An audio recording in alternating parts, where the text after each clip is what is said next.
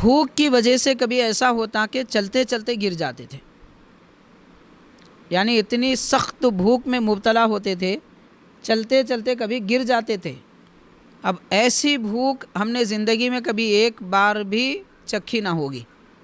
مطلب یہ ہے کہ حاضرین، آدمی کو ہمیشہ سجے دھجے ٹھاٹ باٹ کے لباس میں نہیں رہنا چاہیے، سادہ لباس بھی پہنے زندگی میں۔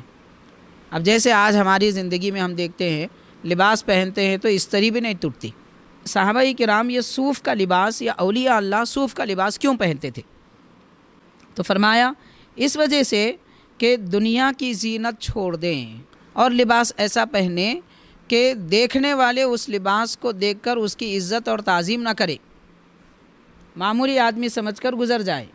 صوفیہ کو صوفی اس لیے کہتے ہیں کہ انہوں نے حضور پاک علیہ الصلوۃ والسلام کے طور طریقے کو اختیار فرمایا۔ الحمدللہ رب العالمین والصلاۃ والسلام علی سید الانبیاء والمرسلین وعلی آلہ واصحابہ اجمعین۔ محترم حاضرین، معزز سامعین، السلام علیکم ورحمۃ اللہ وبرکاتہ۔ عوارف المعارف کا درس آپ حضرات سماعت فرما رہے تھے۔ آج کا یہ ہمارا درس 14واں درس ہے، 14ویں نشست ہے۔ یہ کتاب علم تصوف کی اعلیٰ ترین کتاب ہے جو حضرت شہاب الدین عمر سہروردی رحمۃ اللہ علیہ نے تحریر فرمائی ہے، اور بارہا ہم نے اس کا ذکر کیا ہے کہ بڑے بڑے اکابر اولیاء اللہ نے اس کتاب کا درس اپنے مریدین کو دیا ہے۔ ان میں سلسلہ چشتیہ کے عظیم بزرگ ہیں حضرت نظام الدین اولیاء محبوب الہی رحمۃ اللہ علیہ، اور کئی اکابر بزرگوں نے اس کتاب کے حوالے بھی اپنے شاگردوں کو اور اپنے مریدین کو دیے۔ تو یہ اہمیت والی کتاب ہے، مرکز اور مصدر کی حیثیت رکھتی ہے۔ اس کتاب کی اولیاء اللہ کے پاس بڑی اہمیت ہے، تو اس میں علم تصوف کی بنیادی باتیں بیان کی گئی ہیں۔ یہ کتاب اگر کوئی پڑھے گا یا اس کو سمجھے گا تو تصوف کے معاملے میں وہ نہیں بہکے گا، نہ غلط راستے پہ چلے گا اور نہ ہی انکار کر سکے گا، کیونکہ علم تصوف اور معرفت کی جب بات آتی ہے تو دنیا میں دو طرح کے لوگ پائے جاتے ہیں۔ بعض وہ لوگ ہیں جو تصوف کا انکار ہی کر دیتے ہیں، علم تصوف کا انکار کر دیتے ہیں اور کہتے ہیں کہ دین سے اس کا کوئی تعلق نہیں ہے، اور بعض وہ لوگ ہیں جو تصوف کو مانتے ہیں مگر غلط طریقے پر، اور تصوف کا معنی، اس کے مطلب کو غلط انداز میں سمجھ کر غلط باتوں پر عمل کر لیتے ہیں۔ تو وہ دونوں راہوں سے بچنے کے لیے، دونوں طریقوں سے بچنے کے لیے یہ طریقہ حضرت شہاب الدین عمر سہروردی رحمۃ اللہ علیہ کا ہے، اس کو اختیار کرنا چاہیے۔ ویسے علم تصوف کی اور بھی بہت ساری کتابیں زمانہ قدیم سے لکھی گئی تھی، جن میں ایک مشہور ترین کتاب ہے کتاب اللمع۔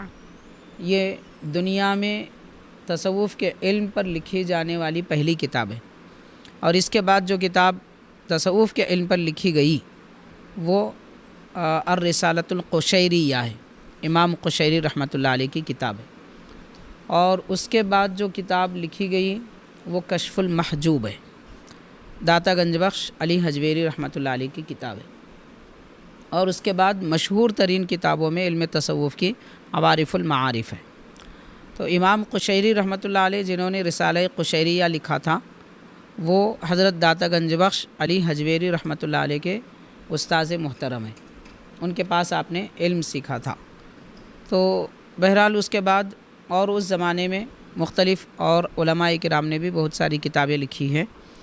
تو اس عوارف المعارف میں جو گفتگو اس سے پہلے چل رہی تھی کہ تصوف کس کو کہتے ہیں، جنید بغدادی رحمۃ اللہ علیہ اور دیگر اکابر بزرگوں کے اقوال بیان کیے گئے تھے، اور آج جو عنوان شروع کیا جا رہا ہے یہ کتاب کا چھٹا عنوان ہے، الباب السادس، چھٹا بیان، چھٹا عنوان یہ ہے کہ اولیاء اللہ بزرگان دین کو صوفی کیوں کہتے ہیں۔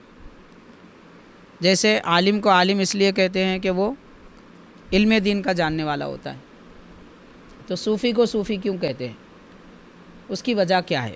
تو اس کی بہت ساری وجوہات حضرت نے بھی بیان کی ہے، اور دیگر اولیاء اللہ نے بھی بیان کی ہے۔ تو حضرت شہاب الدین عمر سہروردی رحمۃ اللہ علیہ جو ارشاد فرماتے ہیں، سب سے پہلے آپ نے اس باب میں یعنی چھٹے باب میں فی ذکر تسمیتہم بہذا الاسم، اس نام کے ساتھ ان کو موسوم کیوں کیا گیا، صوفیوں کو صوفی کیوں کہتے ہیں، یہ بیان کرنے کے لیے آپ نے سب سے پہلے حدیث شریف نقل فرمائی کہ راوی ہیں حضرت انس بن مالک رضی اللہ تعالیٰ عنہ۔ تو آپ سمجھ سکتے ہیں کہ علم تصوف کے متعلق جو بھی قانون یا مسئلہ یا جو بات بتاتے ہیں، حضرت خاص طور پر قرآن پاک کی آیت اور حدیثوں سے استدلال کرتے ہیں، قرآن کی آیتیں اور حدیثوں سے بیان کرتے ہیں۔ تو جو بھی کلام قرآن مجید اور احادیث شریفہ کی روشنی میں بیان کیا جاتا ہے وہ مستند ہوتا ہے، وہ معتبر ہوتا ہے، بشرطے کہ وہ بزرگان دین، صحابہ کرام اور دیگر اکابر کے عقیدے یا پھر ان کی تعلیم کے مطابق ہو۔ اب کوئی قرآن کا مطلب غلط لے لے، حدیث کا مطلب بھی غلط نکال لے اور بزرگوں کے طریقے کے خلاف کوئی بات کہہ دے تو وہ صحیح نہیں ہوتی۔ بہرحال اللہ کے کلام اور نبی پاک صلی اللہ علیہ وسلم کے کلام کو سمجھنے میں بھی کمی بیشی ہو سکتی ہے، اس لیے ہم جو سمجھیں وہ مطلب ہونا ضروری نہیں ہوتا، ہم نے جو سمجھا ہے وہ ہمارے اکابر اور بزرگوں کے مطلب کے مطابق ہے یا نہیں ہے، یہ دیکھا جائے گا۔ خیر، تو حضرت نے حدیث شریف نقل فرمائی، حضرت انس بن مالک رضی اللہ عنہ فرماتے ہیں کہ حضور نبی پاک علیہ الصلاۃ والسلام کے صفات اور حضور کی عادات، اخلاق بیان کرتے ہیں۔ کیا بیان فرما رہے ہیں؟ یجیب دعوت العبد، یعنی جب کوئی غلام بھی حضور کو پکارتا ہے، عام انسان تو عام انسان ہے، مالدار یا بڑے خاندان والے، یہ تو ہر کوئی ان کی بات سنتا ہے۔ نبی کریم صلی اللہ علیہ وسلم کی ایک خاصیت یہ تھی کہ آپ ایک عام سا آدمی، عام غلام بھی پکارے تو اس کی بات کو سنتے اور اس کی بات کا جواب دیتے، وہ جو چاہتا مدد مانگتا تو اس کی مدد پوری کرتے۔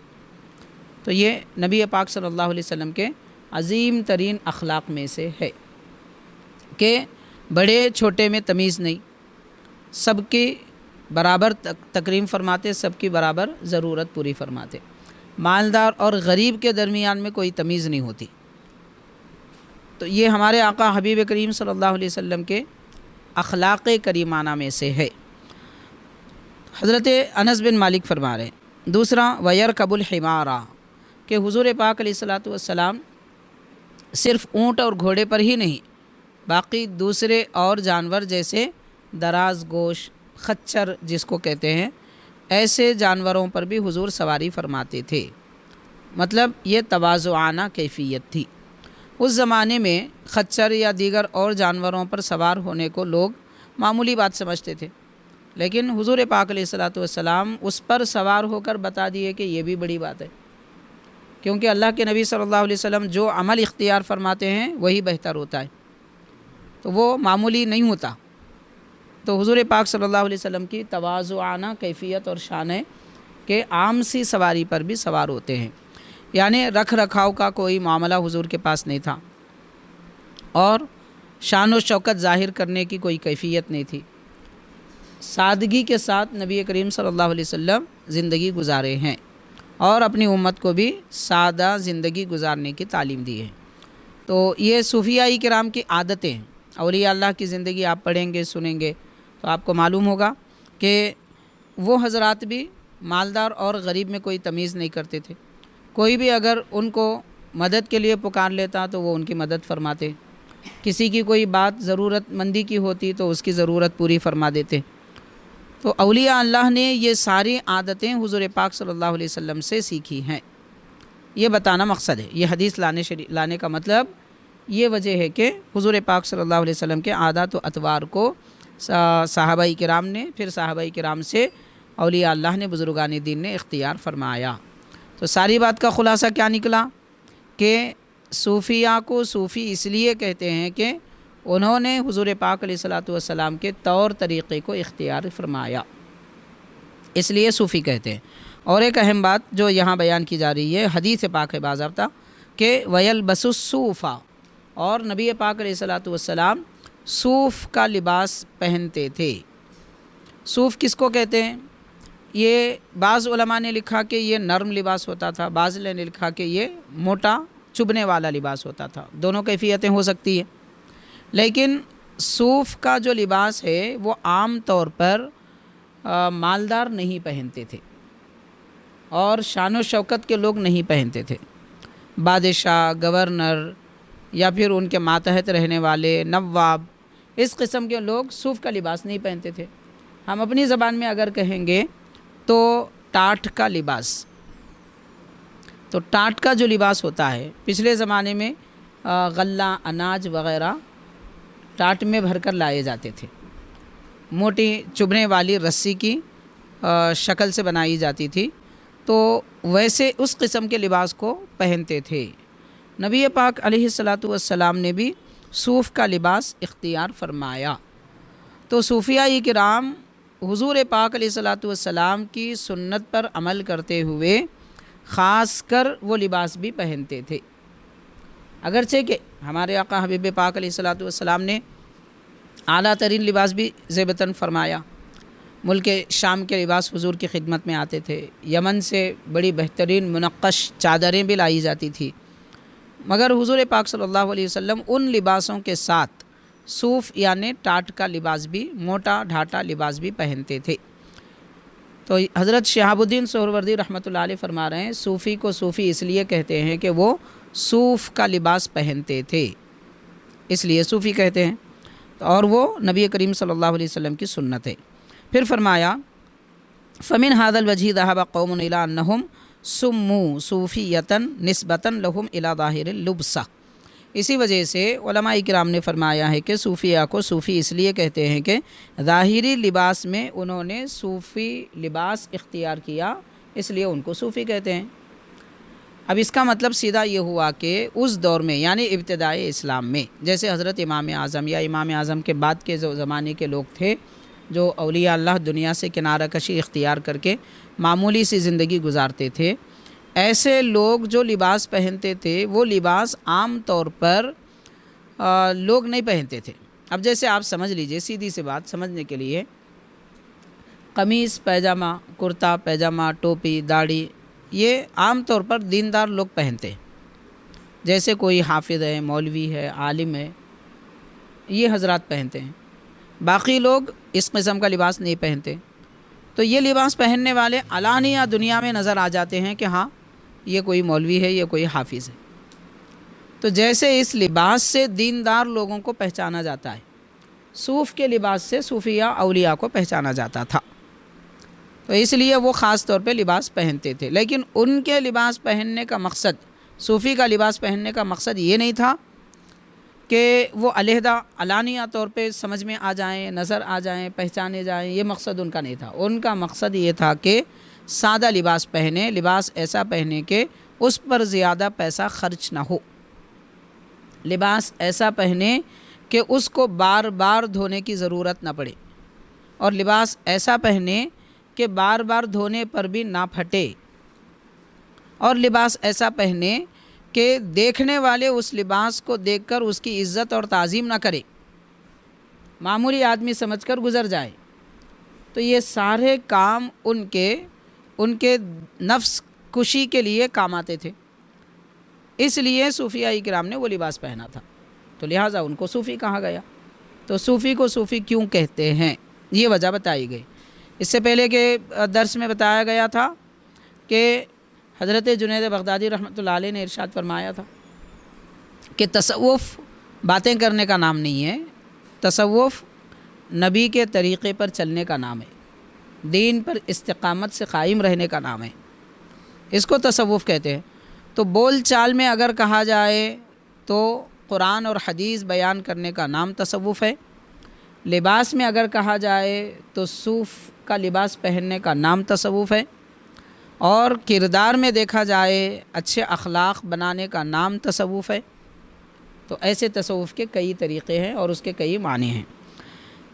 اور اس کے بعد اور ایک حدیث شریف آپ نے بیان فرمایا کہ حضور پاک علیہ الصلوۃ والسلام مر بالصخرۃ من الروحاء، یعنی نبی کریم صلی اللہ علیہ وسلم نے فرمایا روحا نامی مقام پر ایک چٹان کے پاس سے 70 انبیاء کرام گزرے، اور ایسے انبیاء کرام کہ ان کے پاؤں میں چپل نہیں تھی، نالین شریف نہیں تھی، اور وہ موٹا لباس پہن کر کعبۃ اللہ کی زیارت کے لیے آتے تھے۔ یعنی یہ ایک ساتھ 70 انبیاء کرام کے آنے کا ذکر اس میں کیا جا رہا ہے۔ مختلف مقامات پر انبیاء کرام بھیجے جاتے تھے۔ پچھلے زمانے میں ایک ہی زمانے میں کئی انبیاء ہوتے تھے۔ ہمارے آقا حضور پاک صلی اللہ علیہ وسلم خاتم النبیین ہیں، اس لیے حضور کے زمانے میں کوئی نبی نہیں آ سکتے تھے۔ تو پچھلے زمانے میں جو انبیاء کا زمانہ گزرا ہے، ایک مقام پر 2 نبی ہوتے تھے، اور کئی مقامات پر کئی انبیاء ہوتے تھے، ملک کے اعتبار سے یا علاقے کے اعتبار سے۔ تو ایسے 70 انبیاء کرام کعبۃ اللہ کی زیارت کے لیے آئے۔ سرکار دو عالم صلی اللہ علیہ وسلم فرماتے ہیں کہ انہوں نے صوف کا لباس ایسا پہنا تھا جو ان کے گلے سے لے کر گھٹنوں کے اوپر تک چھپاتا تھا۔ اب آج کل کی زبان میں اگر ہم اس کا ترجمہ کریں گے تو جبہ جسے کہتے ہیں، توپ جسے کہا جا رہا ہے۔ تو اس قسم کا لباس انبیاء کرام پہن کر آئے تھے، مگر وہ موٹا تھا۔ تو یہ بھی دوسری حدیث شریف ہے جو اولیاء اللہ کے سادہ لباس کے اختیار کرنے کو بتاتی ہے۔ اور ایک حدیث شریف میں آتا ہے حضرت عیسیٰ علیہ السلام صوف کا لباس پہنتے تھے، اور کبھی آپ ایسا بھی لباس پہنتے تھے جو حلال جانور کے بالوں سے بنایا جاتا تھا، جیسے بکرے کے بالوں سے یا پھر کوئی اور بالوں سے جو لباس بنایا جاتا تھا، حضرت عیسیٰ علیہ السلام ویسا لباس پہنتے تھے۔ اور آپ حضرت عیسیٰ علیہ السلام کی سادہ زندگی کیسی تھی؟ صوفیاء کرام نے وہی طریقہ اختیار کیا کہ وہ اپنے لیے، حضرت عیسیٰ علیہ السلام اپنے لیے کھانے کا ذخیرہ نہیں رکھتے تھے، جیسے کل کیا کھانا ہے آج سے منصوبہ بنائے اور اس کی تیاری کی، بلکہ آپ اکثر حضرت عیسیٰ علیہ السلام سفر میں ہوتے درخت سے پھل توڑ کے کھا لیتے تھے۔ مطلب یہ ہوا کہ جہاں درخت نظر آیا وہاں کھا لیے، بس کھانے کا کوئی وقت مقرر نہیں تھا، کھانے کے لیے کوئی توشہ نہیں تھا، کھانے کے لیے کوئی غلہ ساتھ نہیں تھا۔ اس طرح اللہ کی ذات پر توکل کرتے ہوئے اپنی زندگی گزارے ہیں۔ تو یہ انبیاء کرام کا طریقہ ہے، اور مومنین کو اسی طریقے پہ زندگی گزارنا چاہیے۔ تو فرمایا حضرت نبی پاک صلی اللہ علیہ وسلم نے کہ حضرت عیسیٰ علیہ السلام صوف پہنتے تھے اور بال کا لباس بھی پہنتے تھے، مطلب جانوروں کے بال کا۔ انسان کے بال، ایک شرعی مسئلہ یہ ہے کہ انسان کے بال استعمال میں نہیں لائے جا سکتے، حرام ہے، چاہے وہ مرد کے بال ہوں چاہے عورت کے بال ہوں۔ ایک آدمی کے بال دوسرا آدمی استعمال نہیں کر سکتا۔ اب جیسے وگ وغیرہ جو جن کے بال نہیں ہوتے، اس قسم کے مصنوعی وگ بنائے جاتے ہیں، اگر وہ انسانوں کے بالوں سے بنے ہیں تو پہننا حرام ہے۔ اگر وہ جانور کے بال سے بنے ہیں تو پہن سکتے ہیں، کوئی حرج نہیں ہے۔ تو بہرحال اس سے یہ بھی معلوم ہوتا ہے کہ بعض لوگ بال بیچتے ہیں، خریدنے والے لوگ بھی آتے ہیں، تو بال جو جمع شدہ ہے تھوڑے سے بال وہ بیچ دیتے ہیں۔ تو بال بیچنے سے مسلمان کو گریز کرنا چاہیے، اس لیے کہ وہ بال ایسی جگہ لوگ استعمال کرتے ہیں کہ دوبارہ کوئی دوسرا آدمی اس کو اپنے سر پر لگا لیتا ہے، پہن لیتا ہے۔ تو انسانوں کے بال استعمال کیے جاتے ہیں، اس لیے بیچنا بھی درست نہیں ہے۔ تو فرمایا حضرت عیسیٰ علیہ السلام درخت سے پھل توڑ کر کھا لیتے تھے، اور یہ ارشاد فرمایا رات کے وقت میں کسی ایک مقام پر گزارا کر لیتے، دن کے وقت سفر کیا کرتے۔ تو خیر حاضرین کرام، یہ تقریباً حضور پاک علیہ الصلوۃ والسلام کے 3 ارشادات بیان کیے گئے ہیں علم تصوف کے بارے میں، کہ صوفی کو صوفی کیوں کہتے ہیں، اور اس کی تفصیلات ہیں۔ حضرت امام حسن بصری رحمۃ اللہ علیہ، امام حسن بصری رحمۃ اللہ علیہ خاص کر سلسلہ صوفیاء کرام کے جو سلاسل ہیں، وہ سلاسل کے روح رواں اور مرکز ہے۔ مطلب یہ ہے کہ جیسے سلسلہ چشتیہ ہو، قادریہ ہو، حضرت امام حسن بصری رحمۃ اللہ علیہ سے ہوتے ہوئے حضرت علی رضی اللہ تعالیٰ عنہ تک پہنچتا ہے۔ تو امام حسن بصری رحمۃ اللہ علیہ ارشاد فرماتے ہیں ادرکت 70 بدریًا काना लिबासुहुम सूफ़ा। इरशाद फरमाते हैं 70 बदरी सहाबा किराम से मैंने मुलाकात की। इमाम हसन बसरी ताबई थे, हज़रत अली रज़ी अल्लाह ताला अन्हु से भी मिले, लेकिन ग़ज़वा बद्र में शरीक होने वाले सहाबा, इनकी फ़जीलत क्या है? अशरे मुबश्शरा के बाद जो अफज़ल तरीन शख्सियात हैं वो बद्र के सहाबा हैं। तो ऐसे 70 बदरी सहाबा किराम से हज़रत इमाम हसन बसरी मुलाकात की है। आप फरमाते हैं कि उनका लिबास सूफ़ का था, यानी मोटा ढाटा लिबास होता था। तो अब यहाँ से ये सबक मिलता है, बाज़ लोग समझते हैं कि तसव्वुफ़ में, मारिफत में, इल्म तरीक़त में सहाबा किराम का कुछ भी हिस्सा नहीं है। समझते हैं लोग और कह भी देते हैं माज़अल्लाह कि हमारा ताल्लुक़ तो तरीक़त और शरीयत में, तरीक़त में हमारा ताल्लुक़ अहले बैत से, यकीनन अहले बैत से, लेकिन इल्म तसव्वुफ़, इल्म तरीक़त और मारिफत सहाबा किराम के तौर तरीक़े और उनकी ज़िंदगी के अहवाल के बग़ैर मुकम्मल नहीं होता। तो जो तसव्वुफ़ के रूह रवां हैं हसन बसरी, वो फरमा रहे हैं कि मैंने 70 सहाबा किराम को सूफ़ का लिबास पहना देखा। पता चला कि सहाबा किराम ने जो लिबास पहना था, सूफ़िया ने, औलिया ने वो लिबास इख्तियार किया। तो तसव्वुफ़ का नाम ही तसव्वुफ़, और सूफ़ी को सूफ़ी इसीलिए कहा जाता है कि सहाबा ने सूफ़ का लिबास पहना था। तो जब नाम ही सूफ़ियों का सहाबा के तरीक़े से है, उनकी ज़िंदगी से है, तो फिर उनकी मारिफत में फ़ैज़ान का इनकार हरगिज़ नहीं किया जा सकता। तो खैर, आप फरमाते हैं कि 70 सहाबा किराम को मैंने सूफ़ का लिबास पहने देखा। और हज़रत अबू हुरैरा रज़ी अल्लाह ताला अन्हु, आप ये इरशाद फरमाते हैं कि हज़रत फ़ुज़ाला इब्न अबीदा, उन दो हज़रात ने फरमाया कि सहाबा किराम भूख की वजह से कभी ऐसा होता कि चलते चलते गिर जाते थे, यानी इतनी सख्त भूख में मुब्तला होते थे, चलते चलते कभी गिर जाते थे। अब ऐसी भूख हमने ज़िंदगी में कभी एक बार भी चखी ना होगी, एक बार भी ऐसी भूख हमने देखी ना होगी, मगर उनकी ज़िंदगी में ऐसा कई मरतबा मराहिल आते थे, हज़रत अबू हुरैरा रज़ी अल्लाह अन्हु और दीगर सहाबा किराम के भूख की वजह से चलते गिर जाते थे, और लोग उनको समझते थे कि ये मजनून है शायद, कि जाते जाते गिर जा रहे हैं। जैसे आम तौर पर जो मजनून होते हैं उनसे ऐसे अमल होते हैं, लेकिन सहाबा किराम का ये गिर जाना जुनून की वजह से नहीं था, बल्कि भूख की वजह से था। और उनका लिबास सूफ़ था, सहाबा किराम का लिबास भी सूफ़ था। फिर सहाबा किराम उनके लिबास से पहचाने जाते थे। और उनका लिबास कैसा होता था? फरमाया गया कि लिबास में पहनने के बाद, चूँकि सख्त काम करते थे सहाबा किराम, जो काम करते थे तिजारत वग़ैरह, या फिर जो भी उनकी हुनरमंदी थी वो सख्त काम की थी, तो वो सख्त काम करने की वजह से जो पसीना आता था, उनके सख्त लिबास में वो पसीने की बो आ जाती थी।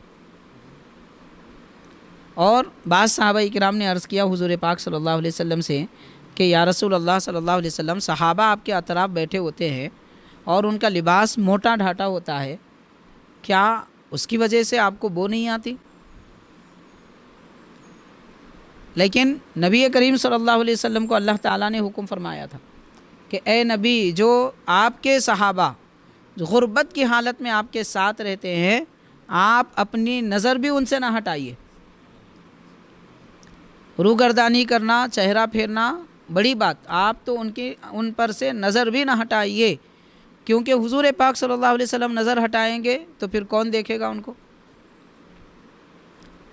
और ये इसलिए फ़रमाया कि आगे चलकर ऐसे सादा लोगों को कोई हक़ीर, गरीब, फ़कीर ना समझे कि अल्लाह के नबी जिनको अपनी सोहबत में बिठाते हैं। ऐसे मौक़े आए कि एक मरतबा अबू जहल और अरब के बड़े सरदार कहने लगे, हम आपसे बात करना चाहते हैं। तो सरकार ने फरमाया कि हाँ आइए। तो उन लोगों ने कहा कि आपके साथ ये गरीब लोग रहते हैं, मोटे ढाटे लिबास वाले, जिनके बदन से बो आती है पसीने की, तो हम उनके साथ बैठकर आपसे बात नहीं करेंगे। اللہ تعالیٰ نے حکم فرمایا ان کو مت بلاؤ، انہیں آنے مت دو، صرف آپ کے صحابہ کے ساتھ بیٹھیے۔ تو یہ فضیلت معلوم ہوتی ہے معمولی لباس پہننے والے سادہ زندگی گزارنے والوں کی۔ تو اولیاء اللہ کی یہی کیفیتیں ہوا کرتی تھی۔ ابھی ایک بات پر ہم آج کے درس کا اکتفا کریں گے، آج کے درس پر، پھر صوفی کو صوفی کیوں کہتے ہیں اس کے اور بھی وجوہات ہیں، وہ اگلے نشست میں بیان کریں گے۔ پھر صوفیہ صحابہ کرام میں جو کامل طریقے سے ظاہر باطن ہر اعتبار سے صوفیہ کے طریقے پر چلے ہیں، حضور پاک صلی اللہ علیہ وسلم کی فقر والی شان کو جن صحابہ نے اختیار کیا تھا ان کو اصحاب صفہ کہتے ہیں۔ تو اصحاب صفہ کون ہیں وہ بھی تفصیلات انشاءاللہ اگلی نشست میں بیان کریں گے۔ اب یہ کہ صحابہ کرام یہ صوف کا لباس یا اولیاء اللہ صوف کا لباس کیوں پہنتے تھے؟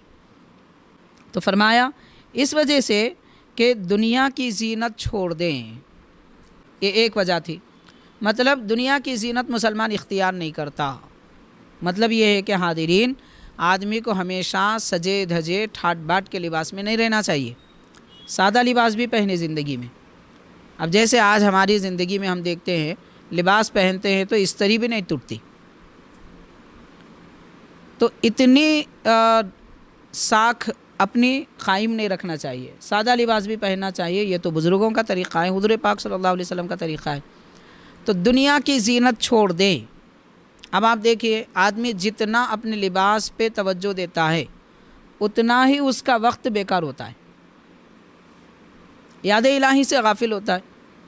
جیسے اچھا لباس پہننے کی جس کو عادت ہوتی ہے تو وہ خریدنے میں اتنا وقت لگا دیتا ہے، ایک کپڑا خریدنے کے لیے 20-30 کپڑے دیکھتا ہے، تو یہاں اس کا وقت ضائع ہو جا رہا ہے۔ سلوائی کی بات آتی ہے تو وہاں پر اس کے ناز نخرے جو اختیار کرتے ہیں تو وہاں اس کا وقت بیکار ہو جاتا ہے۔ دھونے دھلانے کی بات آتی ہے اس وقت بیکار ہوتا ہے۔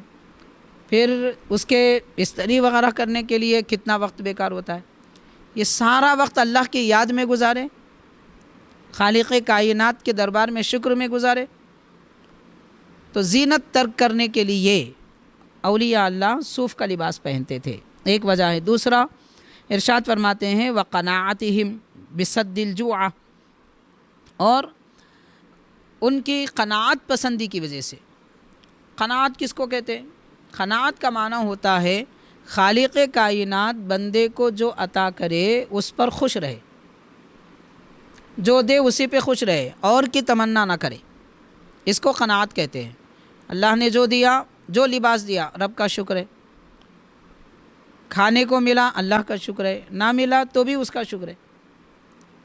تو یہ کیفیت اختیار کرنے کے لیے بھی وہ صوف کا لباس، سادہ لباس پہنتے تھے۔ اور تیسری وجہ یہ کہ ستر عورت اصل مقصد ہے لباس کا۔ لباس پہننے کا مطلب بدن چھپانا، تو بدن چھپانے کے لیے کوئی بھی لباس چل سکتا ہے، اس کے لیے اونچی شان والا بہترین زرق برق والا لباس خریدنا پہننا کوئی ضروری نہیں ہے۔ تو اس لیے وہ ستر عورت اصل مقصد ہے، اس مقصد کے تحت میں سادہ لباس پہنتے تھے۔ پھر دوسرا، چوتھی بات یہ ہے کہ وہ سادہ لباس، صوف کا لباس اولیاء اللہ اس لیے پہنتے تھے کہ آخرت کی طرف ان کی توجہ زیادہ ہوتی تھی، دنیا کی طرف نہیں ہوتی تھی۔ اب جس کی توجہ دنیا کی طرف زیادہ ہوتی ہے وہ اتنا رکھ رکھاؤ کرتا ہے، آخرت کی طرف توجہ ہو تو دنیا کی باتوں کی طرف توجہ نہیں ہوتی۔ تو بہرحال یہ 4 وجوہات تھے جو اولیاء اللہ نے صوف کا لباس اختیار کیا تھا۔ تو حاضرین، سارے آج کے درس کا خلاصہ اتنا ہے۔ اولیاء اللہ کی زندگی سادگی کے ساتھ گزرتی ہے۔ عام طور پر انسان اپنی ظاہری زندگی میں لباس کو فوقیت دیتا ہے، اللہ والے اپنے لباس کی طرف بھی توجہ نہیں کرتے تھے، تو کیونکہ اس سے خواہش بڑھتی ہے، اس سے نفس کی خواہشیں پوری ہوتی ہے، اور نفس کی خواہش جیسے بڑھے گی اتنا ہی نفس موٹا ہوگا اور شیطان کے استعمال میں اتنا زیادہ آ جائے گا، اس لیے یہ سادہ لباس اختیار کرتے تھے۔ صلی اللہ تعالی وسلم علی خیر خلقہ سیدنا محمد وعلی آلہ واصحابہ اجمعین۔